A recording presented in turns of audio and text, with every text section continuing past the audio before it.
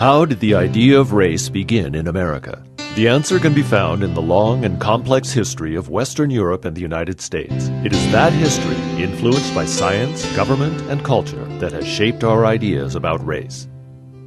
When European colonists first arrived on North American shores beginning in the 1500s, the land was already inhabited by Native Americans.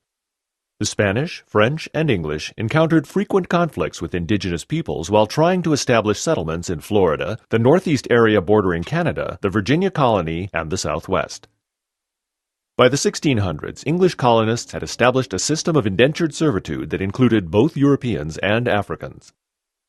But by the time of Bacon's Rebellion in the mid-1670s, an insurrection involving white and black servants against wealthy Virginia planters, the status of Africans had begun to change. They were no longer servants who had an opportunity for freedom following servitude, but instead were relegated to a life of permanent slavery in the colonies.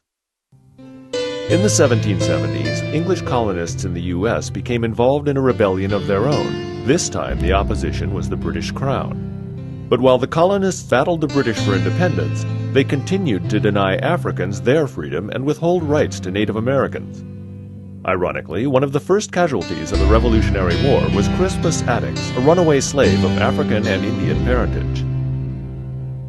Before the idea of race emerged in the U.S., European scientist Carolus Linnaeus published a classification system in Systema Naturae in 1758 that was applied to humans. Thomas Jefferson was among those who married the idea of race with a biological and social hierarchy. Jefferson, a Virginia slave owner who helped draft the Declaration of Independence and later became president, was influential in promoting the idea of race that recognized whites as superior and Africans as inferior.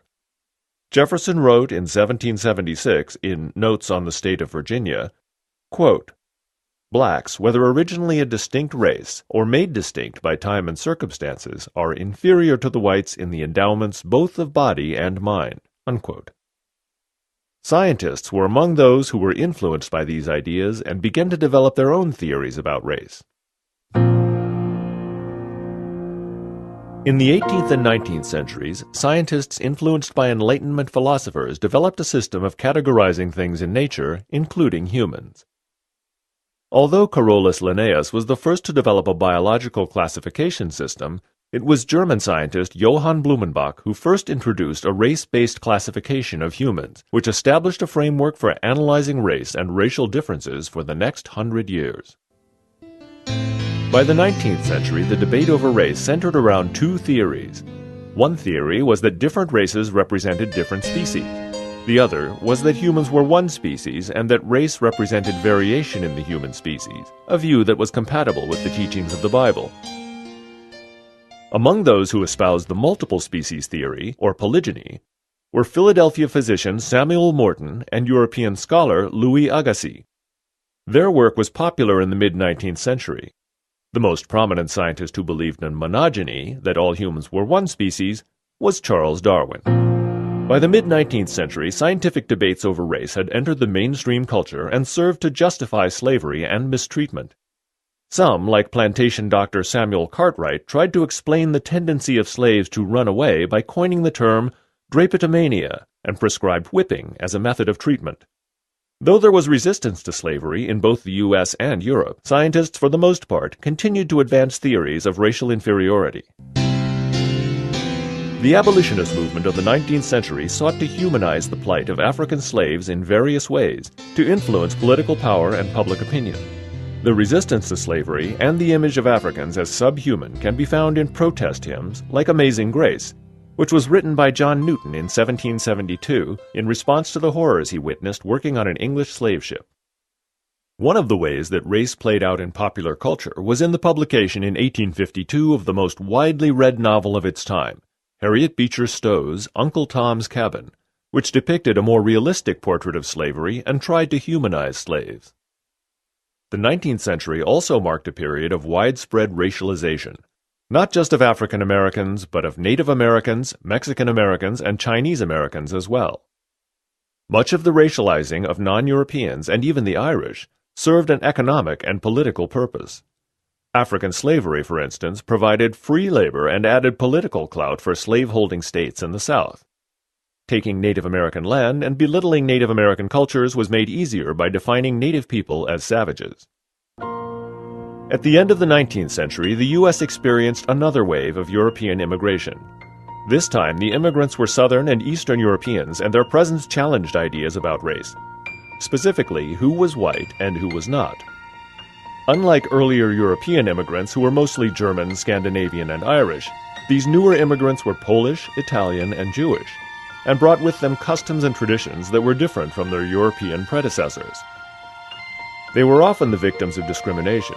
Even U.S. immigration policy tried to limit the number of immigrants from Southern and Eastern Europe by imposing quotas. At the beginning of the 20th century, African Americans migrated north for factory jobs that opened up during World War I and to escape the violence in the South. Between 1889 and the early 1920s, roughly 50 to 100 lynchings a year took place in the U.S. While blacks were mostly the victims, Italian Americans, Asian Americans, and Jews were also lynched. Even in the North, blacks encountered racism as they competed with whites for jobs. Several northern cities, St. Louis, Tulsa, Detroit, and Chicago, among others, were the sites of major race riots from 1915 to the early 1920s. During the Depression, some race scientists sought to justify economic and social inequality by attributing certain characteristics, such as criminal behavior, work ethic, and intelligence, to race, using a theory of genetic inheritance. In other words, you were poor or a criminal or less intelligent because it was in your genes. This idea was the basis for eugenics. Charles Davenport, the director of the Eugenics Records Office, was among the scientists who promoted these ideas. The eugenicist expert testimony was influential in getting Congress to pass the Immigration Act of 1924 and provided the social framework embraced by Nazi Germany. By World War II, the U.S. had expanded the racial categories in the census to include various ethnic groups, among them Mexicans, Japanese, Indians from Asia, and Filipinos.